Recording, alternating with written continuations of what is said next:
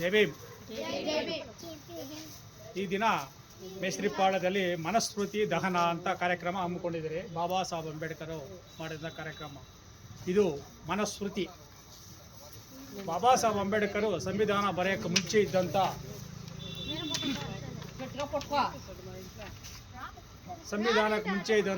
ಈ ಮನಸ್ಮೃತಿಯನ್ನು ಬಾಬಾ ಸಾಹೇಬ್ ಅಂಬೇಡ್ಕರ್ 1927 ಡಿಸೆಂಬರ್ 25ನೇ ತಾರೀಕು ಈ ಸ್ಮೃತಿಯನ್ನು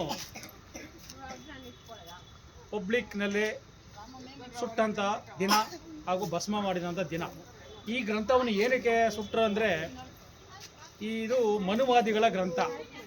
ಮನುವಾದಿಗಳಂದರೆ ಇದರಲ್ಲಿ ಸ್ತ್ರೀಗೆ ಸ್ವತಂತ್ರವಿಲ್ಲ, ಸ್ತ್ರೀ ಗುಲಾಮಳಾಗಿ ಬದುಕಬೇಕು, ಹಾಗೂ ಶೋಷಿತ ಸಮಾಜಕ್ಕೆ ವಿದ್ಯೆ ಇಲ್ಲ, ಜ್ಞಾನ ಇಲ್ಲ, ಉದ್ಯೋಗ ಇಲ್ಲ, ಸರಿಯಾಗಿ ಇರುವಂಥ ಮನೆಗಳಿಲ್ಲ, ಮೈಗೆ ಬಟ್ಟೆ ಇಲ್ಲ. ಆ ರೀತಿ ಇರುವಂಥ ಈ ಮನಸ್ಮೃತಿ ಗ್ರಂಥವನ್ನು ಬಾಬಾ ಸಾಹೇಬ್ ಅಂಬೇಡ್ಕರು ಸುಟ್ಟಂಥ ದಿನ. ಇದರಲ್ಲಿ ಮೊದಲಿಗೆ ಈ ದೇಶದ ಶೋಷಿತ ಸಮಾಜ, ದಲಿತ ಹಾಗೂ ಶೂದ್ರಾದಿ ಶೂದ್ರ ಅಂದರೆ ಈ ಭಾರತ ದೇಶದ ಮೂಲ ನಿವಾಸಿಗಳು. ನಾವು ಮೂಲ ನಿವಾಸಿಗಳಂದರೆ ಜಂಜವಾರ ಹಾಕುತ್ತಿದ್ದವರೆಲ್ಲ ಈ ಭಾರತ ದೇಶದ ಮೂಲ ನಿವಾಸಿಗಳು.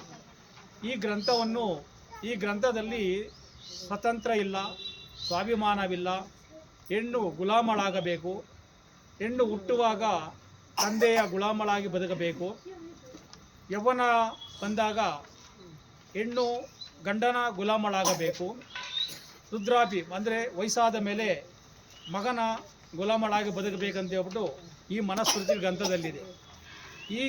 ಈ ರೀತಿ ಹೆಣ್ಣಿಗೆ ಸ್ವತಂತ್ರ ಇಲ್ಲದಂಥ ಗ್ರಂಥವನ್ನು ಬಾಬಾ ಸಾಹೇಬ್ ಅಂಬೇಡ್ಕರ್ ತಿರಸ್ಕರಿಸುತ್ತಾರೆ. ಹಾಗೂ ಈ ದೇಶದ ಶೋಷಿತ ಸಮಾಜ ಈ ದಿನ ಸ್ವತಂತ್ರವಾಗಿ ಬದುಕುತ್ತಿದ್ದಾರೆ ಅಂದರೆ ಬಾಬಾ ಸಾಹೇಬ್ ಅಂಬೇಡ್ಕರ್ ಕೊಟ್ಟಂಥ ಸಂವಿಧಾನ. ಈ ಸಂವಿಧಾನದಲ್ಲಿ ಇದು ಮನಸ್ಮೃತಿ ಮನು ಬರೆದಂಥ ಸಂಸ್ಕೃತಿಯಲ್ಲಿ ಈ ದೇಶದ ಶೋಷಿತ ಸಮಾಜಕ್ಕೆ ವಿದ್ಯೆ ಕಲಿಯಾಗಿಲ್ಲ. ವಿದ್ಯೆ ಕಲಿತರೆ ನಾಲಿಗೆಯನ್ನು ಕಟ್ ಮಾಡಬೇಕು, ವಿದ್ಯೆಯನ್ನು ಸಂಸ್ಕೃತ ಕೇಳಿದರೆ ಕಿವಿಗೆ ಸೀಸ ಉಯ್ಯಬೇಕು, ಹಾಗೂ ಕಣ್ಣಿಂದ ನೋಡಿದರೆ ಕಣ್ಣು ಕಿತ್ತಾಕಬೇಕು. ಆ ಥರ ಸಂಸ್ಕೃತಿ ಇರುವಂಥ ಇದು ಈ ಗ್ರಂಥ.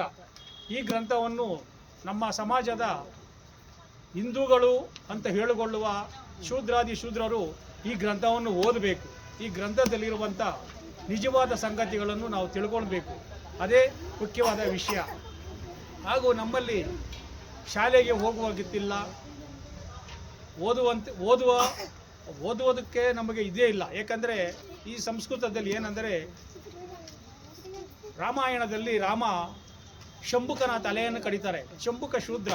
ಶಂಭುಕ ಜ್ಞಾನ ಮಾಡಬೇಕಾದ್ರೆ ಬ್ರಾಹ್ಮಣನ ಮನೆಯಲ್ಲಿ ಒಂದು ಮಗು ಸತ್ತೋಗುತ್ತೆ. ಆ ಮಗು ಸತ್ತಿದ್ದು ಈ ಶೂದ್ರ ತಪಸ್ ಮಾಡ್ತಾ ಇದ್ದಾರೆ, ಅದಕ್ಕೋಸ್ಕರ ನಮ್ಮ ಮನೆಯಲ್ಲಿ ಮಗು ಸತ್ತೋಗಿದ್ದೆ ಅಂತ ಹೇಳ್ತಾನೆ ಬ್ರಾಹ್ಮಣ. ಆವಾಗ ರಾಮ ಹುಡ್ಕೊಂಡೋದಾಗ ಶಂಭುಕ ಜ್ಞಾನ ಮಾಡ್ತಾ ಇರ್ತಾನೆ. ನೀನು ಯಾವ ಜಾತಿ ಅಂತ ಕೇಳ್ತಾನೆ. ಅಷ್ಟೇ, ನಾನು ಶೂದ್ರ ಅಂದ ತಕ್ಷಣ ರಾಮ ಕತ್ತು ಕಡ್ದಾಕ್ತಾನೆ. ಮಹಾಭಾರತದಲ್ಲಿ ಕರ್ಣ ಅವನ ಕ್ಷತ್ರಿಯದಲ್ಲಿ ಹುಟ್ಟಿ ಶೂದ್ರರ ಮನೆಯಲ್ಲಿ ಬೆಳಿತಾನೆ. ಆ ಕರ್ಣನನ್ನು ಹೀನ ಕುಲದಂತೆ ನೋಡುವಂಥ ಮಹಾಭಾರತದಲ್ಲಿ, ಹಾಗೂ ಈ ವಾಲ್ಮೀಕಿ ರಾಮಾಯಣದಲ್ಲಿ ವಾಲ್ಮೀಕಿ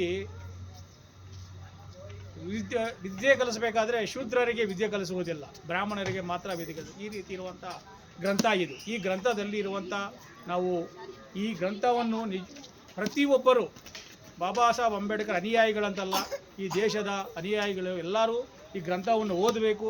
ಈ ಗ್ರಂಥದಲ್ಲಿ ಇರುವಂಥ ಈ ನಮ್ಮ ಎಷ್ಟು ಕೀಳು ಮಟ್ಟಿಗೆ ನಿಲ್ಲಿಸಿದರೆಂದು ಈ ಗ್ರಂಥದಲ್ಲಿ ನಾವು ತಿಳ್ಕೊಬೇಕು. ಅದು ಹೆಣ್ಣು ಮಕ್ಕಳು ಈ ದಿನ ಇಷ್ಟು ಕೃತಜ್ಞವಾಗಿ ಸ್ವತಂತ್ರವಾಗಿದ್ದಾರೆ ಅಂದರೆ ಬಾಬಾ ಸಾಹೇಬ್ ಅಂಬೇಡ್ಕರ್ ಕೊಟ್ಟಂಥ ಸಂವಿಧಾನ.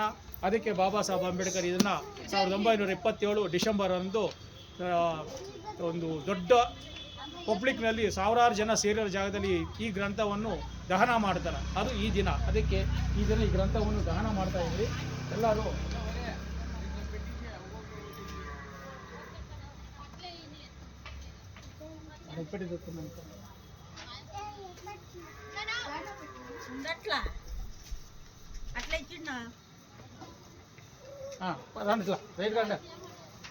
రైట్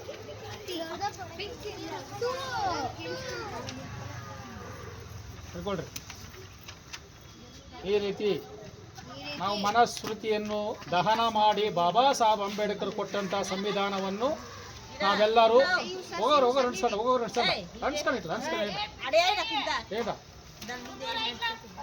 ಜೈ ಭೀಮ್, ಜೈ ಜೈ ಭೀಮ್.